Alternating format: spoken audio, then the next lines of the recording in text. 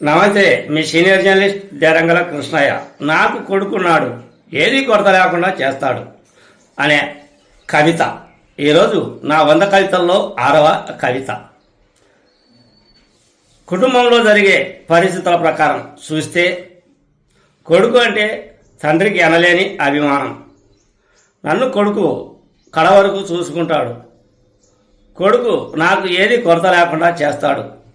అన్నీ నా కొడుకే చూసుకుంటాడు.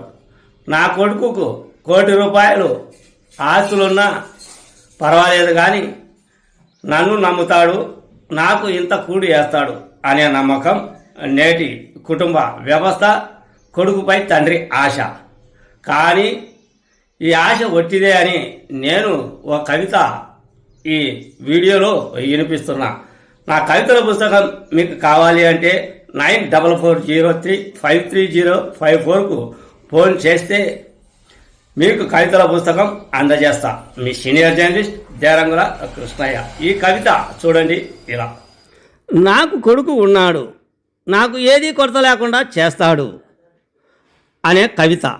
నాకు కొడుకు ఉన్నాడు, నాకు ఏదీ కొరత లేకుండా చేస్తాడు.